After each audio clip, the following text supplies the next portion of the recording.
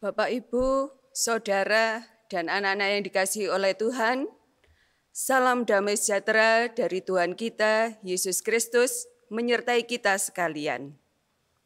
Dengan sukacita, kita bertemu kembali dalam ibadah Minggu GKJW Jemaat Malang 11 April 2021. Kita sudah memasuki Minggu Paskah yang kedua. Tentunya kita bersukacita karena Tuhan Yesus telah menampakkan diri dan menyatakan diri. Membekali kita dengan pendampingan Roh-Nya yang kudus, agar setiap kita yang menjadi saksi-saksinya beroleh semangat dan bangkit untuk mewartakan kabar keselamatan.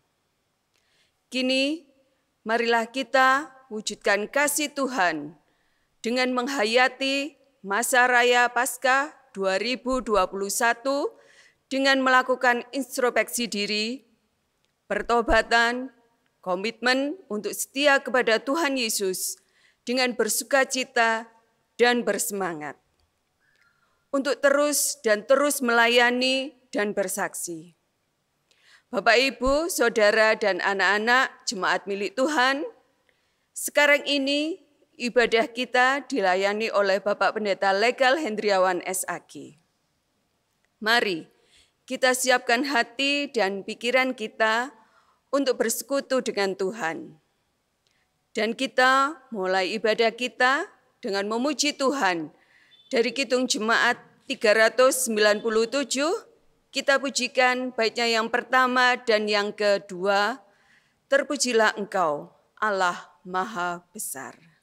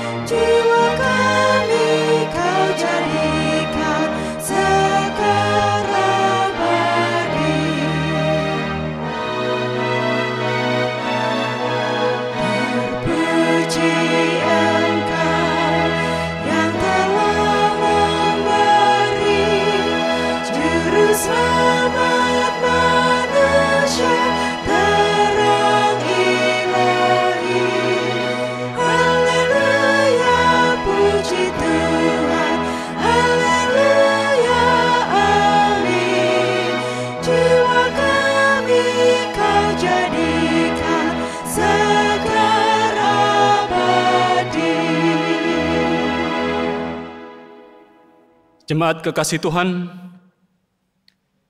mari bersama-sama pada saat ini dengan segala kerendahan hati kita memasuki ibadah dan kita menyiapkan hati, pikiran, dan jiwa kita hampiri tahtanya. Bersama kita mengambil sahadat doa.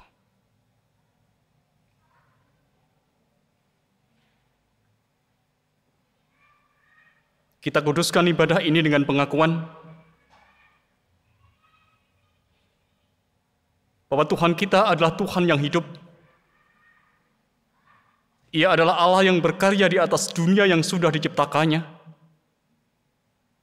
Dan dalam kasih-Nya yang kekal, Ia berkenan mendamaikan dirinya dengan dunia di dalam kematian dan kebangkitan Yesus Kristus, Anak-Nya. Anugerah dan damai sejahtera yang berasal dari Allah Bapa di dalam pengasihan Tuhan Yesus Kristus ada bersama dengan saudara-saudara. Amin. Jemaat yang dikasihi dan yang mengasihi Tuhan, tema ibadah kita pada saat ini kita dasarkan pada firman Tuhan yang tertulis dalam Kisah Para Rasul pasal 4 ayat 32 sampai ayat yang ke-35. Dituliskan untuk kita semua.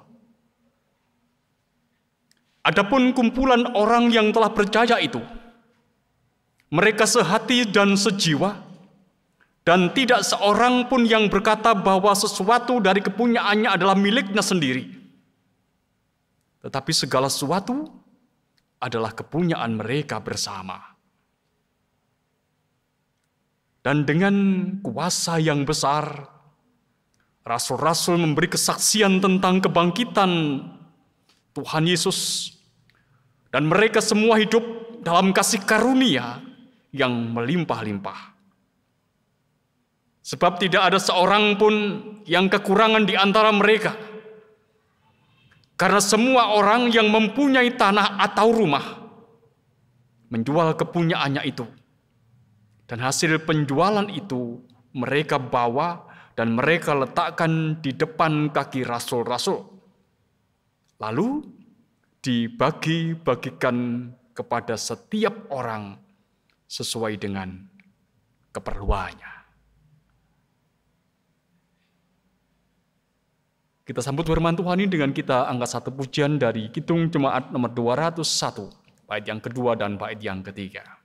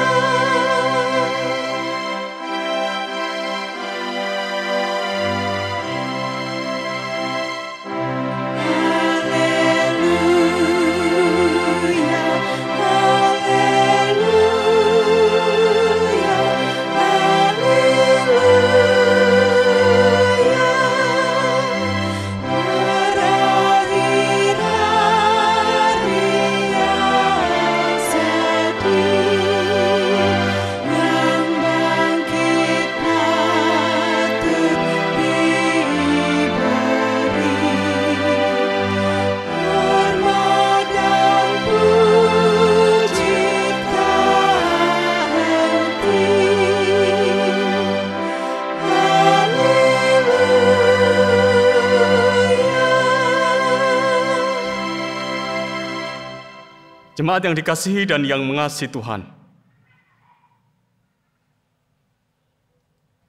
kita mengakui bahwa dalam perjalanan hidup yang kita lalui, sering kita terseret arus zaman. Kemudian kita mengikuti arus itu. Kita sering tersesat di tengah-tengah zaman yang terus menggelinding. Kadang kita mendapati diri kita itu ada dan tidak pada tempat yang Allah kehendaki. Kita mengakui pula bahwa Allah menghendaki hidup kita hidup dalam kebenaran, karena Dia sendiri telah menyatakan dirinya bahwa Dialah kebenaran. Tapi sering juga kita mendapati diri kita tidak hidup di dalam kebenaran itu. Kita juga mendapati diri kita sering tidak melakukan apa yang harus kita lakukan sesuai dengan waktu Tuhan. Tuhan berikan waktu kepada kita supaya kita boleh mengisinya, memaknainya, sehingga waktu yang diberikan itu tak menjadi sia-sia. Tapi tidakkah kita juga mengaku, saudara-saudara, sering kita mengabaikan waktu pemberian Tuhan ini dengan melakukan apa yang sesungguhnya tak dikehendakinya.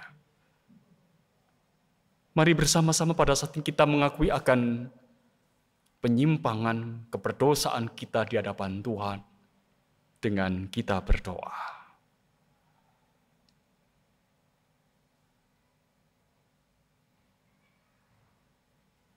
Kami mengakui ya Tuhan, Engkau adalah Allah yang begitu baik atas kami. Engkau adalah Sang Pemelihara yang menyatakan kepada dunia dan kepada diri kami, Engkau merengkuh kami dalam pemeliharaanmu. Engkau adalah Allah yang telah memberikan kepada kami petunjuk bagaimana kami harus hidup dalam kebenaran.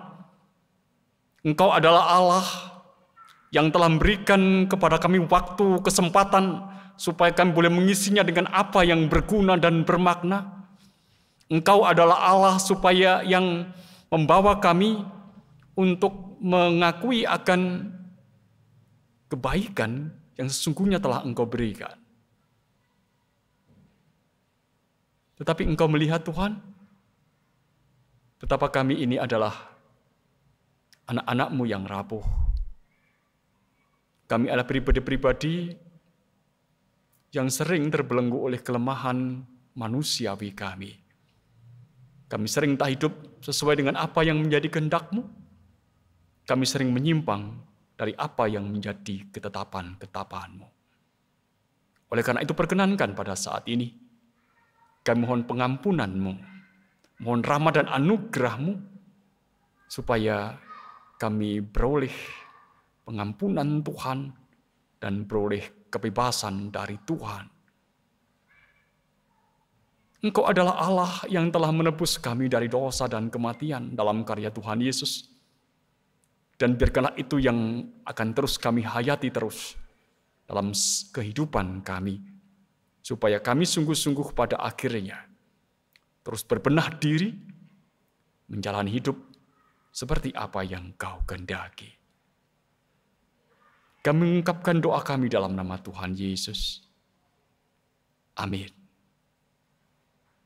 Menegaskan apa yang menjadi ungkapan dosa kita, mari kita kembali angkat satu nyanyian dari Kidung Jemaat nomor 158, bait yang kedua dan bait yang ketiga.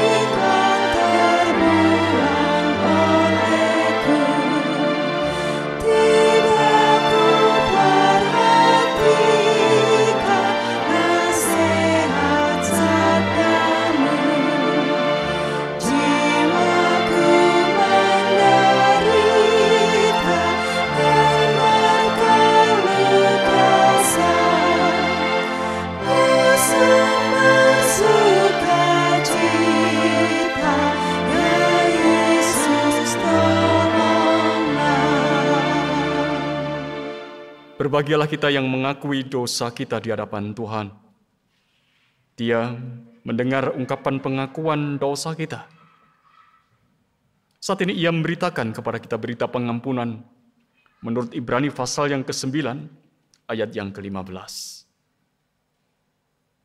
Karena itu, ia adalah pengantara dari suatu perjanjian yang baru, supaya mereka yang telah terpanggil dapat menerima bagian kekal yang dijanjikan, sebab ia telah mati untuk menebus pelanggaran-pelanggaran yang telah dilakukan selama perjanjian yang pertama. Amin.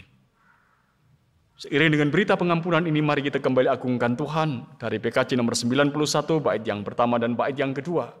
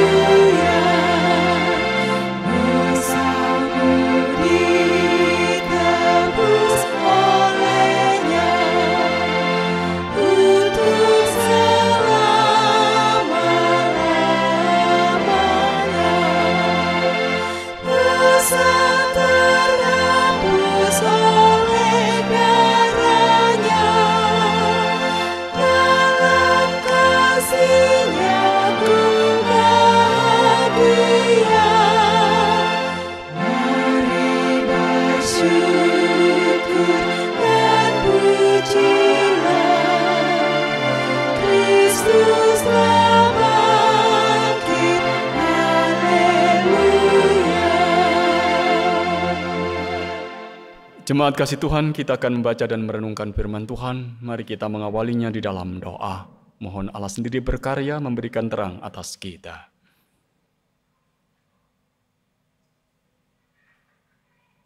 Ya Allah Roh Kudus, hadirlah di tengah kami pada saat ini. Pimpinlah kami untuk membaca dan merenungkan apa yang menjadi sabda Allah. Mampukan kami untuk ada dalam ketenangan hati, menerima apa yang menjadi pengajaran-Mu, menerima apa yang menjadi nasihat Tuhan, yang menjadi penghiburan Tuhan, yang menjadi peringatan Tuhan, supaya hidup kami akan semakin diteguhkan oleh firman-Mu itu. Kami sadar akan keterbatasan diri kami. Oleh karena itu kami hanya bersandar kepada Engkau, ya Allah, dalam karya Roh Kudus. Urapilah kami. Biarkanlah di dalam keterbatasan diri kami, Engkau masih berikan kesempatan bagi kami untuk tahu apa yang Engkau kehendaki atas kami. Supaya hari demi hari, hidup kami semakin diwarnai oleh kebenaran firman-Mu. Kami mengungkapkan doa kami hanya dalam nama Tuhan Yesus. Amin.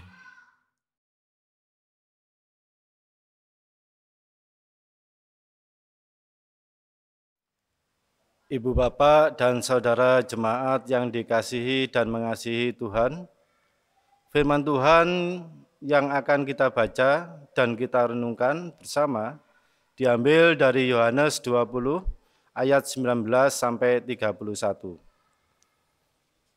Yang tertulis demikian. Yohanes 20 ayat 19 sampai 31.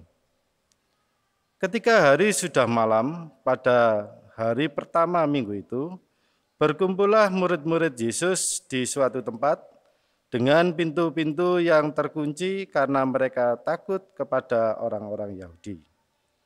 Pada waktu itu datanglah Yesus dan berdiri di tengah-tengah mereka dan berkata, "Damai sejahtera bagi kamu." Dan sudah berkata demikian, Ia menunjukkan tangannya dan lambungnya kepada mereka. Murid-murid itu bersukacita ketika mereka melihat Tuhan. Maka kata Yesus sekali lagi, "Damai sejahtera bagi kamu.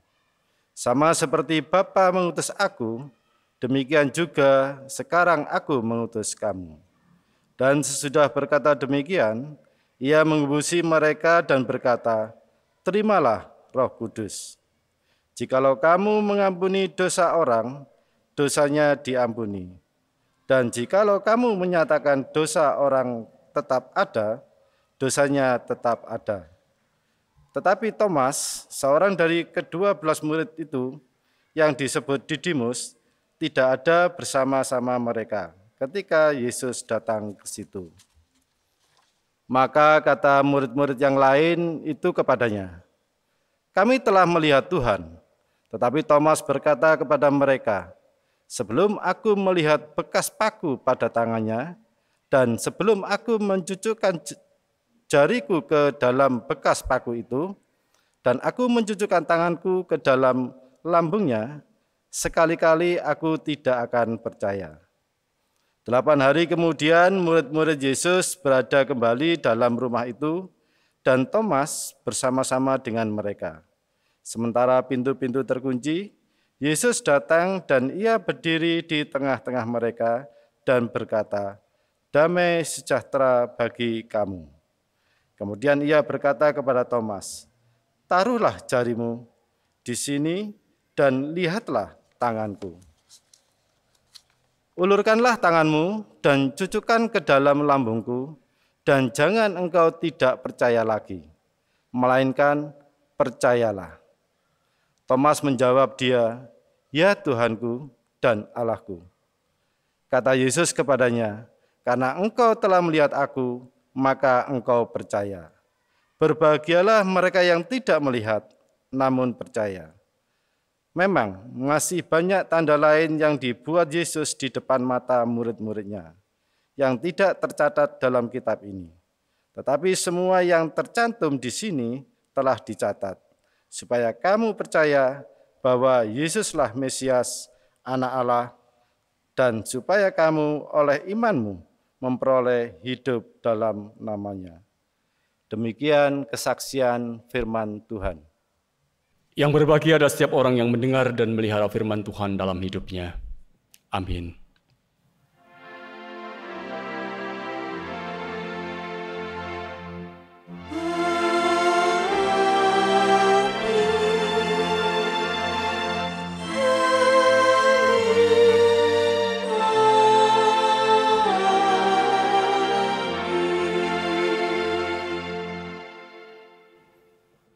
Jemaat yang dikasihi dan yang mengasihi Tuhan, kita akan perhatikan ayat yang ke-19 dari Injil Yohanes pasal 20 yang menjadi bacaan kita. Ayat ini akan menjadi titik tolak kita untuk merenungkan firman Tuhan. Ketika hari sudah malam, pada hari pertama minggu itu berkumpullah murid-murid Yesus di suatu tempat dengan pintu-pintu yang terkunci, karena mereka takut kepada orang-orang Yahudi. Pada waktu itu datanglah Yesus dan berdiri di tengah-tengah mereka dan berkata, "Damai sejahtera bagi kamu." Bapak, Ibu, dan saudara-saudara, dan anak-anak yang dikasihi dan yang mengasihi Tuhan.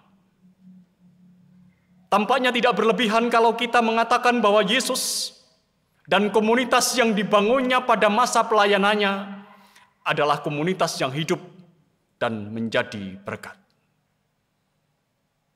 Injil-Injil itu menceritakan dengan sangat jelas bahwa ketika Yesus itu berkarya, dia hidup bersama dengan komunitasnya yang dibangunnya itu untuk melayani dunia dan orang-orang yang berada di sekitarnya. Yesus melayani dunianya. Komunitas Yesus ini, saudara-saudara, dalam pandangan Markus, itu disebut sebagai yang bergerak dari satu desa ke desa yang lain, atau bergerak dari desa ke desa. Sedang menurut Lukas, komunitas yang dibangun oleh Yesus ini bergerak dari kota ke kota, dari satu kota ke kota yang lain. Yang sebenarnya ini ingin berikan kepada kita sebuah gambaran yang menunjukkan bahwa Yesus dan komunitasnya yang pada saat itu dibangunnya itu terus dan terus bergerak, bekerja membawa pembaruan dan perubahan itu bagi dunia, di mana dia pada saat itu melayani. Bersama dengan komunitasnya, Yesus itu mengajar, Yesus mendidik, Yesus melayani, Yesus membuat mukjizat yang berguna untuk kehidupan. Kita boleh mengatakan bahwa Yesus itu adalah nyawa, Yesus adalah jantung dari komunitas yang dibangunnya. Spirit komunitas itu adalah Yesus. Kita mengingat, ketika Petrus ada bersama dengan Yesus dan juga bersama dengan komunitasnya, dia dengan lantang pada saat itu pernah berkata kepada Tuhan Yesus, sang pemimpin komunitas, "Sekalipun mereka semuanya akan terguncang, tetapi sekali-kali aku tidak." Itu yang diungkapkan oleh Petrus. Kita juga masih ingat, saudara-saudara, ketika Tuhan Yesus ditangkap di Taman Getsemani, ada salah satu murid Tuhan Yesus pada saat itu yang menghunus pedang, kemudian menetakkan telinga salah seorang yang pada saat itu hendak menangkap Yesus.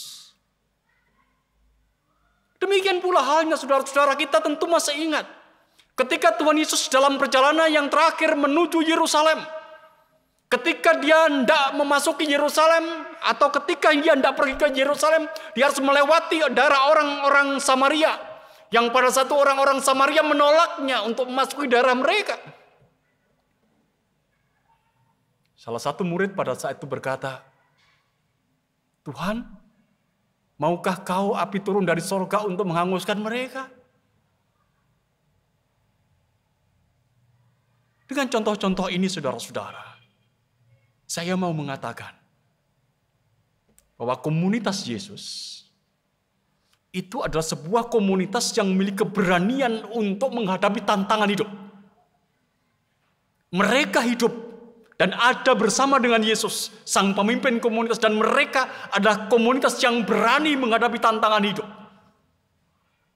Itu senyatanya yang ada.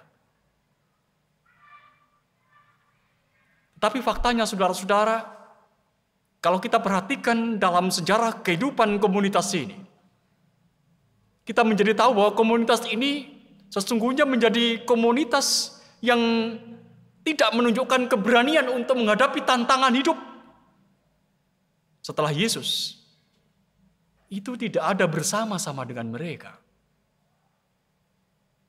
Komunitas ini menjadi sebuah komunitas yang kehilangan gairah hidup. Kalau sudah kehilangan gairah hidup, itu berarti komunitas ini sedang bergerak ke arah kehancuran, bergerak ke arah kematian. Karena kalau seperti halnya kehidupan manusia yang tidak memiliki gairah untuk hidup, maka sesungguhnya hidupnya itu sudah dalam tanda kutip itu sudah berakhir. Ini adalah sebuah komunitas yang telah menjadi beku dan tidak menunjukkan tanda-tanda kehidupan. Kalau kita perhatikan kembali, Bapak, Ibu, dan saudara-saudara yang dikasihi dan yang mengasihi Tuhan, bacaan kita pada saat ini, Injil Yohanes pasal 20, ayat 19 sampai ayat yang ke-31 memberikan gambaran kepada kita bahwa komunitas yang dibangun oleh Yesus itu ada dalam cekaman ketakutan. Atau komunitas Yesus itu ada dalam cengkeraman ketakutan yang amat sangat. Ini bukan sekedar ketakutan. Bukan sebuah komunitas yang hanya takut karena sesuatu. Ini adalah sebuah ketakutan yang akut. Kalau kita perhatikan di dalam ayat yang ke-19 yang menjadi nats kita, memberikan gambaran dengan sangat jelas bagaimana ketakutan yang ada dalam diri mereka. Ketika hari sudah malam pada hari pertama minggu itu, berkumpullah murid-murid Yesus di suatu tempat dengan pintu-pintu yang terkunci karena mereka takut kepada orang-orang Yahudi. Pada waktu itu datanglah Yesus dan berdiri di tengah-tengah mereka dan berkata, "Damai sejahtera bagi kamu." Ayat 19, saudara-saudara, yang mengungkapkan dengan jelas gambaran ketakutan yang ada di dalam diri komunitas yang dibangun oleh Yesus. Pilihan kata yang diungkapkan oleh Yohanes di dalam ayat yang ke-19 ini menjadi indikasi yang sangat jelas bagaimana ketakutan-ketakutan itu ada, saudara-saudara. Dikatakan kepada kita, ketika hari sudah malam. Hari sudah malam. Yohanes memilih kata hari sudah malam. Itu bukan tanpa maksud, saudara-saudara. Seakan-akan Yohanes hendak mengidentifikasi bahwa malam itu sebagai ketiadaan kehidupan, malam itu sebagai ketiadaan aktivitas, malam itu sebagai keheningan atau kesenyapan yang ada di tengah-tengah kehidupan manusia. Dan inilah, saudara-saudara, keadaan yang hendak digambarkan oleh Yohanes tentang keadaan para murid Yesus. Tentang komunitas Yesus. Yang pada saat itu berada dalam kesenyapan. Berada dalam keadaan di mana mereka tidak beraktivitas apa-apa. Dalam kesenyapan, dalam kebekuan. Selanjutnya diungkapkan kepada kita, saudara-saudara. Mereka berkumpul di suatu tempat. Ketika hari sudah malam pada hari pertama minggu itu, berkumpullah murid-murid Yesus di suatu tempat. Berkumpullah murid-murid di suatu tempat. Kata di suatu tempat ini adalah sebuah keterangan yang samar-samar. Tidak jelas di mana tempat itu. Seperti halnya kalau kita bertanya, di mana? Kemudian orang yang kita tanya, di suatu tempat. Itu berarti tempat itu tidak jelas. Dengan ini sebenarnya Injil Yohanes atau penulis Injil Yohanes mau mengatakan bahwa mereka itu sedang berada, berkumpul di tempat yang tersembunyi. Tidak ada orang yang tahu, tidak banyak orang yang tahu hanya mereka.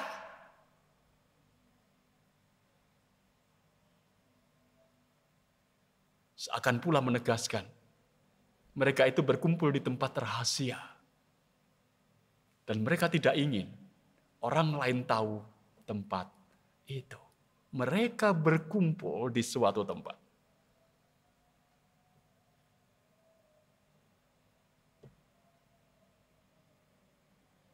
Kita bisa mengatakan saudara-saudara, dan kita juga boleh merasakan bagaimana sesungguhnya yang ada dalam kehidupan mereka. Di malam yang tiada kehidupan, tiada aktivitas, mereka berkumpul di suatu tempat yang tersembunyi, suatu tempat yang dirahasiakan oleh mereka keberadaannya, sehingga tidak ada orang lain yang tahu.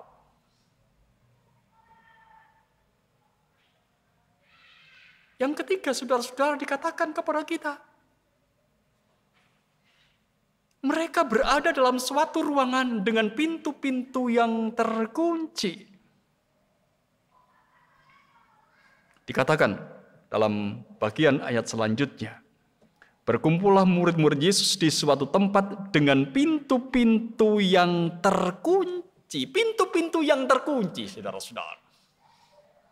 Itu bukan sekedar mereka ada dalam ruangan dengan pintu-pintu yang tertutup. Bukan. Mereka berada dalam ruangan, dalam pintu-pintu yang terkunci. Menjadi gambaran seakan-akan bahwa komunitas Yesus ini mencoba untuk membuat beteng. Karena pintu yang terkunci itu hanya bisa dibuka dari dalam, tidak bisa dibuka dari luar. Oleh karena itu ditegaskan bahwa mereka berkumpul dalam ruangan dengan pintu-pintu yang terkunci. Dalam tempat seperti beteng inilah saudara-saudara nampaknya mereka ingin merasa aman. Apalagi tempat itu juga menjadi sebuah tempat yang rahasia bagi mereka. Tidak ada banyak orang yang tahu. Yang keempat, saudara-saudara, di tempat yang tersembunyi itu, diterangkan bahwa mereka itu masih ada dalam keadaan takut. Karena mereka takut kepada orang-orang Yahudi. Bapak, Ibu, dan saudara-saudara yang dikasihi dan yang mengasihi Tuhan, sebenarnya kita ini boleh merasakan bahwa perlindungan mereka itu berlapis-lapis. Malam yang tiada aktivitas, mereka bersembunyi di suatu tempat yang rahasia dan tidak ada orang lain yang tahu dengan pintu-pintu ruangan yang terkunci. Menunjukkan kepada kita semua, saudara-saudara, senyatanya di tempat seperti itu pun mereka masih ada dalam ketakutan. Mengapa mereka takut, saudara-saudara? Mengapa mereka takut? Mengapa komunitas Yesus itu dihinggapi oleh ketakutan yang akut seperti itu? Mencoba membandingkan dengan apa yang dituliskan saudara-saudara dalam Injil Matius pasal 28, ayat 11 sampai ayat yang ke-15. Di sana sebenarnya diberitakan kepada kita bahwa para pemimpin Yahudi yang mempunyai otoritas untuk menjatuhkan hukuman pada seorang itu melakukan politik uang terhadap para penjaga kubur Yesus. Karena kubur Yesus terbuka, telah kosong, dan mayat Yesus tak ditemukan di dalam kubur itu. Pemimpin Yahudi pada saat itu bersama-sama dengan para penjaga yang telah dibelinya itu kemudian menghembuskan sebuah isu. Isunya apa? Mayat Yesus dicuri oleh para muridnya. Akibatnya, saudara-saudara, para murid ini kemudian menjadi tertuduh. Menjadi tertuduh karena dia diisukan sebagai pencuri mayat Yesus. Jadi Bapak, Ibu, dan saudara-saudara yang dikasihi dan yang mengasihi Tuhan, Mari kita bayangkan keadaan para murid-murid ini. Mari kita bayangkan keadaan komunitas Yesus. Mereka adalah orang-orang yang berharap banyak pada Yesus untuk menolong mereka dan masyarakat waktu itu ketika Yesus berkarya bersama dengan mereka. Tapi kemudian mereka merasa kecewa karena harapan mereka tidak menjadi kenyataan karena pada saat itu Yesus mati, Yesus disalibkan. Mereka bahkan tahu bagaimana Yesus menderita, disalib. Mereka tahu bagaimana Yesus ditangkap. Mereka juga mengalami intimidasi karena mereka adalah komunitas Yesus. Sampai-sampai saudara-saudara, Petrus pada saat itu mengalami kegoncangan dan kemudian dia menyangkal Yesus. Dan kini saudara-saudara, setelah peristiwa kematian Yesus, setelah Yesus dikuburkan, mereka menjadi tertuduh sebagai pencuri mayat Yesus. Inilah saudara-saudara yang nampaknya menjadi sumber ketakutan akut yang menghinggapi komunitas Yesus. Mereka takut, bahkan teramat takut, dan kemudian bersembunyi di suatu tempat yang sangat rahasia. Saudara-saudara yang dikasihi dan yang mengasihi Tuhan. Inilah fakta bahwa komunitas yang dibangun oleh Yesus itu telah menjadi komunitas yang tidak beraktivitas dan tidak dapat menjalankan fungsinya seperti apa yang dikehendaki oleh Yesus. Di ruang yang tersembunyi itu saudara-saudara mereka bersekutu.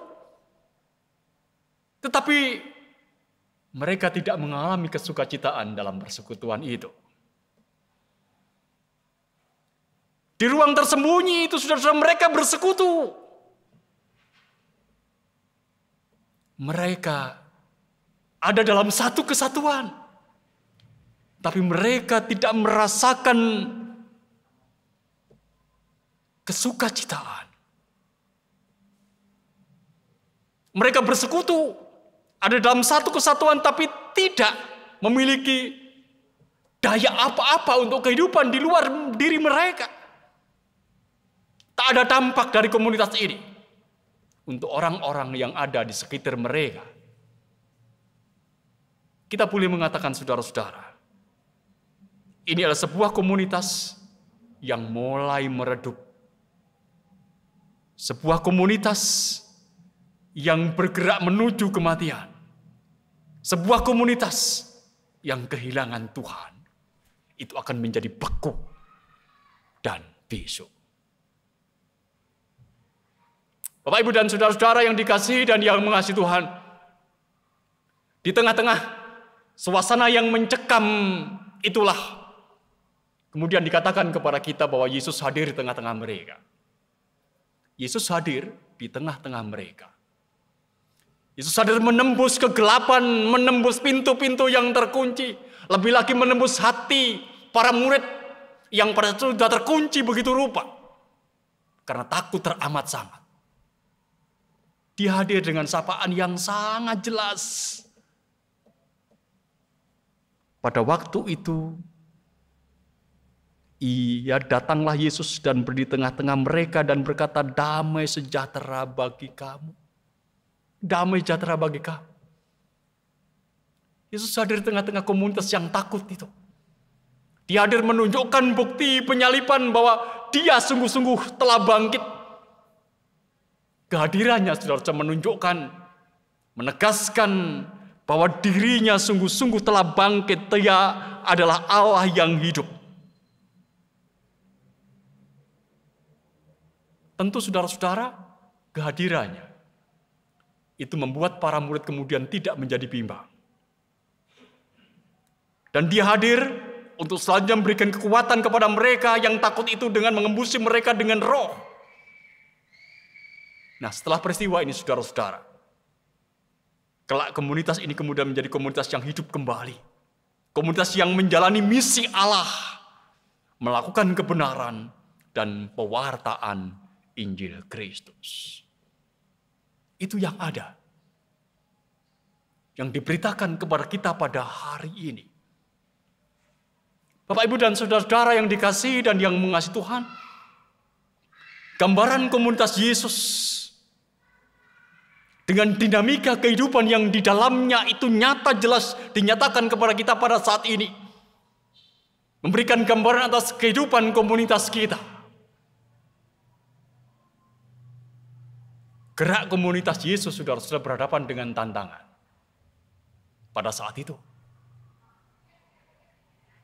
Dan tantangan itu adalah tantangan kehilangan Tuhan. Kehilangan figur ideal yang ada dalam komunitas itu dan kemudian mereka tidak mampu berbuat apa-apa. Mereka kemudian menjadi takut, kemudian mereka bersembunyi. Mereka tidak mampu memiliki dampak apa-apa untuk kehidupan orang banyak. Mereka kehilangan sukacita, mereka kehilangan gairah. Mereka kehilangan Tuhan. Itu adalah informasi yang disampaikan kepada kita tentang komunitas Yesus pada awalnya. Setelah peristiwa kematian Yesus. Tapi kemudian saudara-saudara kita juga bisa melihat bagaimana setelah Yesus menjumpai mereka, Yesus membangun komunitas ini kembali. Yesus, pribadi yang telah bangkit dari kematian itu, menegaskan kepada komunitasnya supaya mereka berani menghadapi tantangan. Dengan apa? Dengan kuasa yang diberikan, dengan roh yang dihembuskan kepada mereka. Gambaran yang nyata atas kehidupan kita, saudara-saudara. Persekutuan kita, gereja kita. Inilah komunitas Yesus, komunitas yang ada karena Yesus. Dan karena kita mengatakan bahwa sang kepala gereja itu adalah Yesus, dia adalah sang pemimpin kita. Apa yang kita rasakan?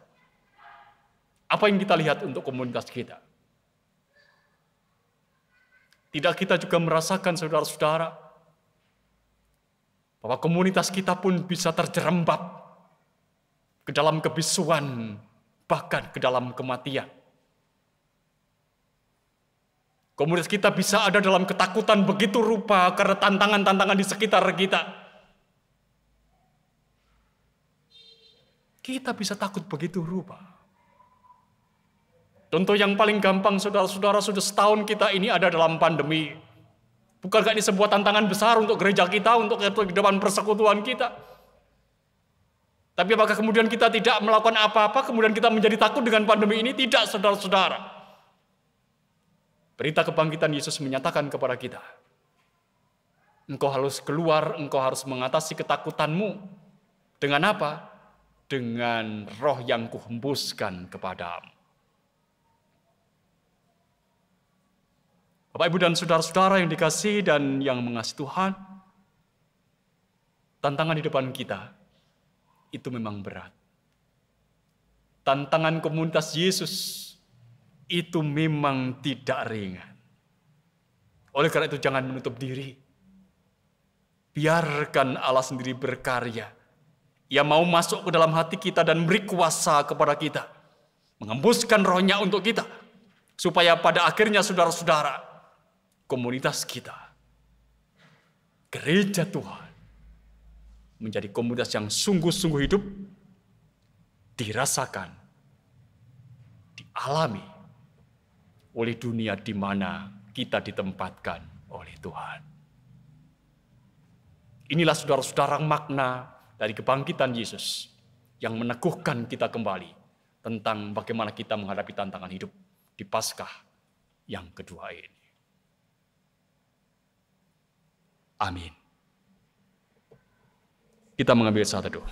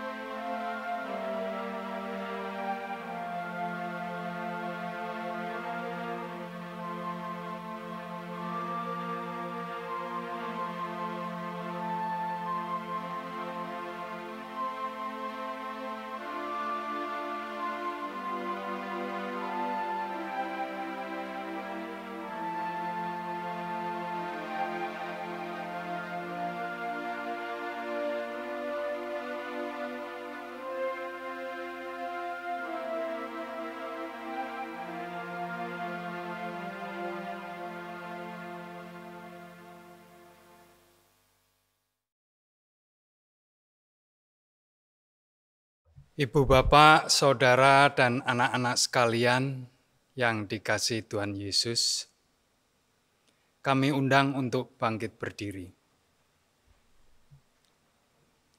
Mari bersama-sama kita memperbarui iman percaya kita kepada Tuhan Allah dengan mengikrarkan pengakuan yang demikian. Pengakuan iman rasuli.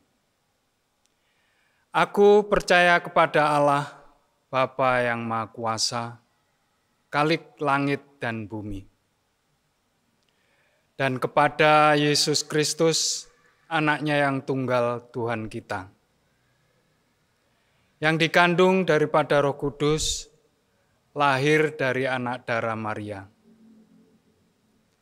yang menderita di bawah pemerintahan Pontius Pilatus, disalibkan, mati dan dikuburkan, turun ke dalam kerajaan maut. Pada hari yang ketiga, bangkit pula dari antara orang mati. Naik ke surga, duduk di sebelah kanan Allah, Bapa yang Maha Kuasa. Dan akan datang dari sana untuk menghakimi orang yang hidup dan yang mati. Aku percaya kepada Roh Kudus, gereja yang kudus dan persekutuan orang kudus, pengampunan dosa, kebangkitan daging, dan hidup yang kekal. Amin. Bapak Ibu dipersilakan duduk kembali. Kita akan bersama-sama menghayati kesukacitaan dengan kita dengarkan satu pujian dari Talon Voice Vokal Group dengan judul Berserah kepada Yesus.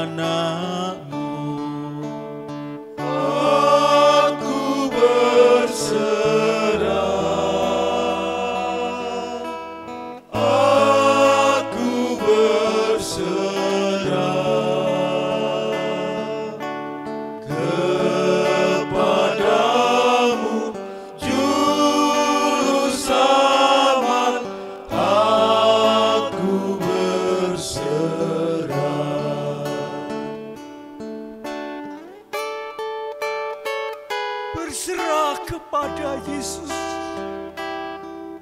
Ku Ku berikan diriku,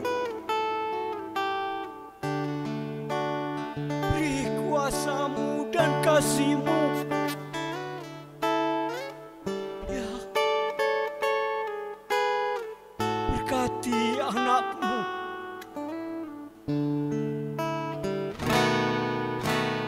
Aku berserah.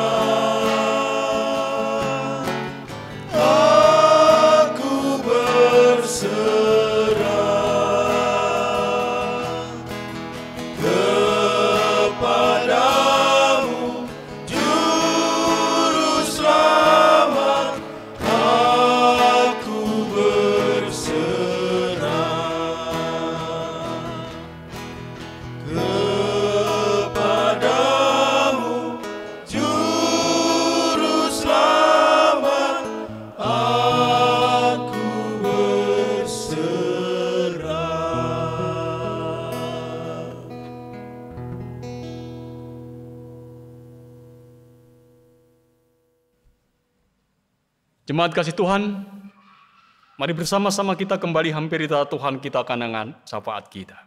Mari kita berdoa. Bapa yang di sorga, perkenankan pada saat ini kami anak-anak-Mu menghampiri tahta-Mu. Mengucapkan syukur untuk penyertaan dan pimpinan-Mu sepanjang kami membangun ibadah kami pada saat ini. Engkau adalah Allah yang telah memberikan kesempatan bagi kami untuk boleh menghayati akan perjumpaan kami dengan Engkau dan dengan saudara-saudara kami yang lain dalam Kristus Yesus melalui keluarga kami masing-masing.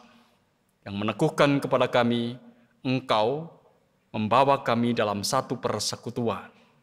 Dan biarkanlah kami anak-anak-Mu terus bertumbuh dalam persekutuan ini, karena sesungguhnya persekutuan ini ada, karena Engkau menghendakinya ada. Dan kami akan boleh menghayati melalui persekutuan ini, kami peroleh pengajaran, peroleh didikan, kami juga peroleh peneguhan dari Tuhan. Bapa di sorga, terima kasih Engkau telah memberikan kesempatan bagi kami anak-anak-Mu untuk menyampaikan apa yang menjadi kata hati kami melalui pujian dan doa kami. Terima kasih pula Engkau telah menyatakan kepada kami apa yang menjadi kata hati-Mu melalui pelajaran firman-Mu yang mengingatkan kepada kami supaya kami, anak-anak-Mu, komunitas Yesus ini sungguh-sungguh hidup dan bermakna bagi yang lain, tidak dibelenggu oleh ketakutan-ketakutan, tidak dicengkeram oleh ketakutan aku, tetapi kami peroleh kuasa dari Tuhan untuk sungguh-sungguh pada akhirnya hidup komunitas kami sebagaimana komunitas Yesus pada awalnya menjadi berkat bagi dunia.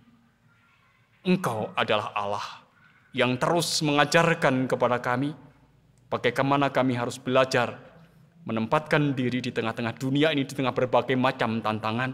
Dan Engkau juga mengingatkan kepada kami supaya kami tidak takut akan tantangan itu. Sebagaimana murid-murid Yesus pada saat itu, ketika mereka pernah menghadapi ketakutan begitu rupa karena tantangan hidup, tetapi Engkau meneguhkan mereka, memampukan mereka, pada akhirnya mereka boleh keluar dari ketakutan dan berani menghadapi kenyataan hidup.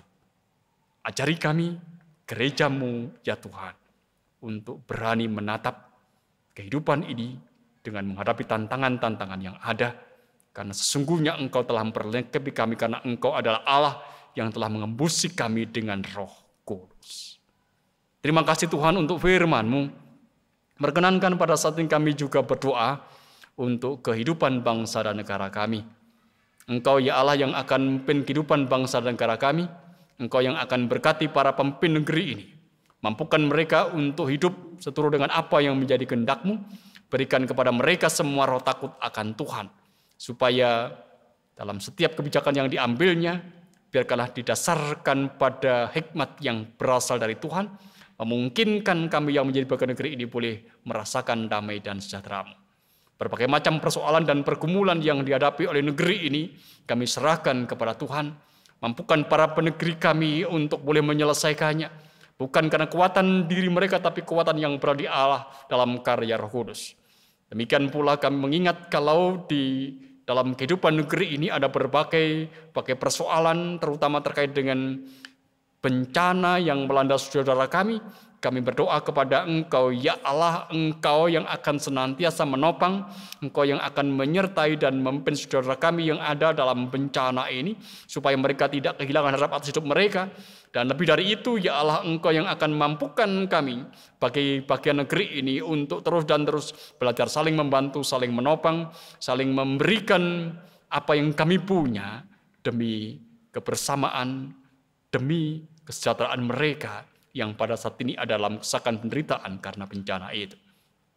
Ya Allah, gerakkanlah setiap hati untuk boleh saling menopang, membantu mereka yang saat ini ada dalam keprihatinan karena bencana itu. Kami juga berdoa pada saat ini untuk kehidupan gereja Tuhan, secara khusus untuk kehidupan gereja Kristen Jawetan di lingkup majelis jemaat, majelis daerah ataupun majelis agung. Engkau yang memberkatinya. Mampukan kami untuk menempatkan diri kami dengan benar sebagai sebuah komunitas yang terus belajar menjadi berkat bagi dunia di mana Engkau menempatkan kami. Semua bentuk pelayanan yang ada di Gereja Kristen Jawetan, kami menyerahkan kepada Tuhan supaya Tuhan memberkatinya. Lebih dari itu, dengan pelayanan yang ada di seluruh bumi Jawa Timur ini, maka biarkanlah semakin banyak orang mengenal Engkau sebagai Tuhan dan Juru Selamat dalam Tuhan kami Yesus Kristus. Kami juga berdoa pada saat itu setiap pelayanan yang dilakukan oleh umat-Mu, berkatilah mereka. Mampukan setiap orang untuk dengan sungguh-sungguh memberikan dirinya demi pelayanan bagi kemuliaan nama Tuhan. Lebih-lebih ketika menyadari sampai saat ini kami masih ada dalam masa pandemi COVID-19, mampukan kami ya Allah untuk menjaga diri kami, mampukan kami untuk tetap ada dalam disiplin, mampukan kami untuk sungguh-sungguh juga turut terlibat berupaya menangani pandemi ini, dan mampukan para saudara-saudara kami yang mempertaruhkan jiwa raga mereka untuk pandemi ini, berikan mereka kekuatan, berikan mereka penghiburan, berikan mereka kemampuan untuk pada akhirnya melalui mereka pandemi ini juga akan semakin boleh ditepis. Bapa di sorga, perkenankan pada saat ini kami mengingat kehidupan umat-Mu. Berikanlah berkat-Mu untuk semua umat milik-Mu, dimanapun mereka berada. Berikanlah sukacita dan rezeki. Berkatilah setiap pekerjaan yang dilakukan oleh setiap umat-Mu.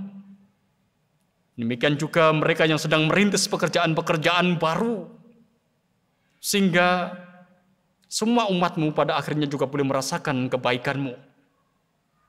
Lebih dari itu, ya Allah, Engkau akan menopang umat-Mu untuk menjadi jalan berkat bagi kehidupan orang lain, di mana Engkau membawa kami untuk hadir di dalamnya. Berdoa untuk setiap pergumulan umat-Mu. Saudara-saudara kami yang ada dalam sakit, sembuhkanlah, kuatkanlah, topanglah mereka. Mengingat saudara kami, Bapak Danin Suswanto, Ibu Tia Kris Yuda, Ibu Rini, Ibu Dwi, Ibu Daryati, dan saudara-saudara kami yang lain ya Tuhan, yang mereka ini ada dalam sakit, ada dalam kelemahan, Tuhan tolonglah, hadirlah tengah-tengah kehidupan saudara kami, mampukan mereka untuk tetap percaya Engkau merawatnya. Hiburkanlah saudara kami yang pada saat ini ada dalam kesengsaraan dan kepedihan. Bimbinglah mereka yang ada dalam keadaan tersesat, dalam jalan yang berliku, dalam jalan yang gelap. Bawa mereka ke dalam terang. Bebaskan mereka yang pada saat ini ada dalam belenggu, dalam kuasa dunia, kuasa hasrat manusiawi, ataupun juga terbelenggu oleh kuasa-kuasa kegelapan. Dan ya Allah, berikanlah hikmat-Mu untuk setiap kami yang harus berhadapan dengan berbagai-bagai persoalan dan pergumulan. supaya kami boleh menyelesaikannya. Bapa di sorga, perkenankan pada saat ini kami juga berdoa untuk anak-anak kami, para pemuda-pemudimu. Kami bawa kepada Engkau dalam doa supaya berkat bimbingan dan kekuatan yang berasal dari Engkau akan berikan kepada mereka semangat dan pada akhirnya memampukan mereka untuk menggapai cita-cita dan harapan mereka semua. Saudara kami yang dalam usia yang lanjut, yang dalam kerentaan dan kelemahan, kami juga bawa kepada Tuhan supaya Tuhan menopang, memberikan kekuatan, memberikan penghiburan, mampukan mereka untuk percaya bahwa dalam kelemahan Engkau tak pernah meninggalkan. Bapa, berdoa pula pada saat pewartaan Injil yang dilakukan oleh umat-Mu. Karena kami percaya setiap orang yang menjadi umat-Mu akan mewartakan Injil dengan apa yang dikatakan dan apa yang dilakukannya. Mampukan mereka untuk mewartakan Injil Kristus dalam situasi baik atau tidak, dimanapun mereka berada dan Engkau tempatkan. Kiranya ya Allah, doa kami dapat terjadi sesuai dengan apa yang menjadi kehendak-Mu dan menjadi kekuatan bagi kami untuk menjalani kehidupan keseharian kami ke depan. Kami ungkapkan doa kami dalam nama Tuhan Yesus yang telah mengajarkan kepada kami berdoa.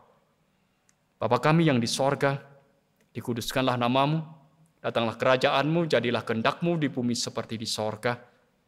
Berikanlah kami pada hari ini makanan kami yang secukupnya, dan ampunilah kami akan kesalahan kami, seperti kami juga telah mengampuni orang yang bersalah kepada kami. Dan janganlah membawa kami ke dalam pencobaan, tapi lepaskanlah kami daripada yang jahat. Karena Engkau-lah yang punya kerajaan dan kuasa dan kemuliaan sampai selama-lamanya. Amin.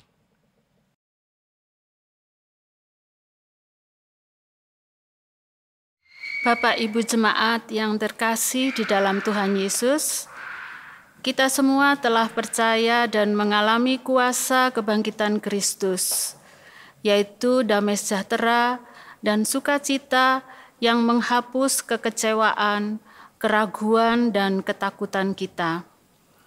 Oleh karena itu, marilah kita bersyukur kepada Tuhan atas karya Tuhan Yesus yang membawa kita ke dalam hidup penuh sukacita ini dengan menyerahkan persembahan kepadanya. Seperti ada tertulis di dalam Roma 6 ayat 17, tetapi syukurlah kepada Allah, dahulu memang kamu hamba dosa, tetapi sekarang kamu dengan segenap hati telah mentaati pengajaran yang telah diteruskan kepadamu. Bersamaan dengan kita mengumpulkan persembahan, kita menaikkan pujian dari PKJ 145.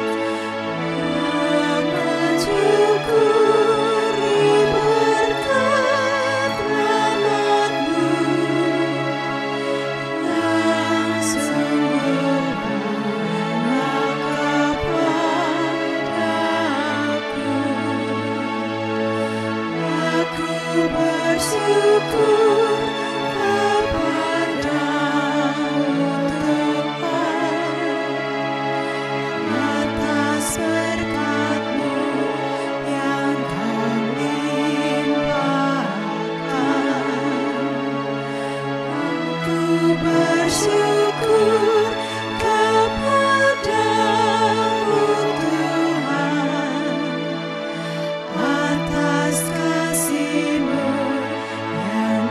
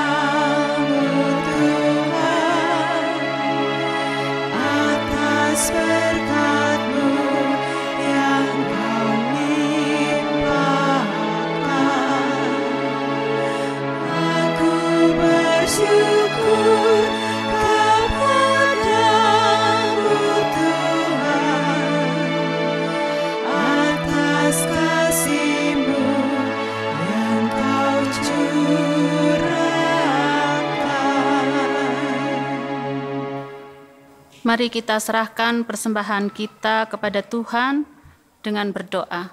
Kita berdoa. Ya Allah yang Maha Kasih, yang kami puji di dalam Tuhan Yesus Kristus.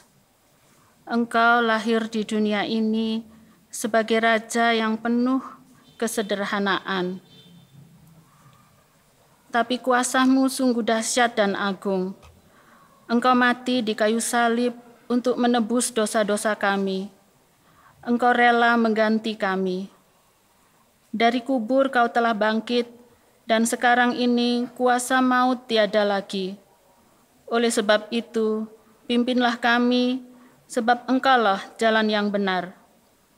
Terima kasih Tuhan Yesus atas kasih sayang-Mu. Terima kasih Tuhan atas kemurahan dan anugerah-Mu ini. Saat ini dengan penuh sukacita, kami menyerahkan persembahan untuk ungkapan rasa syukur kami. Terimalah dan kuduskanlah persembahan kami, yang kami ambil dari sebagian berkat-Mu yang berkelimpahan. Jadikanlah persembahan kami agar menjadi karunia yang hidup, agar dapat mencukupi kebutuhan pelayanan di gereja kami. Terlebih dari itu, ajarilah kami untuk mempersembahkan tubuh hidup kami sebagai persembahan yang hidup, yang harum, yang berkenan di hadapan Tuhan. Hanya di dalam kasih karunia Tuhan Yesus Kristus, kami telah bersyukur dan berdoa. Amin. Jemaat kasih Tuhan, kita akan mengakhiri ibadah kita pada saat ini. Ingat bahwa engkau diutus itu mewartakan kabar kesukacitaan bagi dunia. Ingatlah bahwa di depan selalu ada tantangan. Sebagaimana komunitas itu selalu berhadapan dengan tantangan, tapi jangan takut dengan tantangan itu, jangan bersembunyi di dalam tantangan. Tapi keluarlah, karena Yesus telah mengembuskan rohnya untuk kita supaya kita berani menghadapinya. Hitung jemaat 249 bait yang ketiga.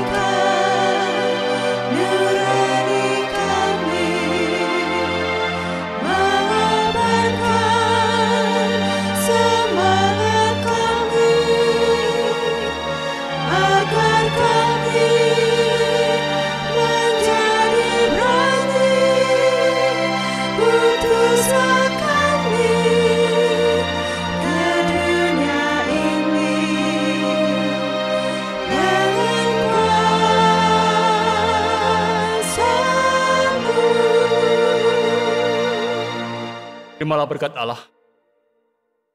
Allah dalam nama Bapa, Putra, dan Roh Kudus yang menjadi sumber dari segala berkat, kekuatan, kesentosaan, dan keselamatan, dan damai sejahtera, serta dengan saudara-saudara semua saat ini dan selamanya. Amin.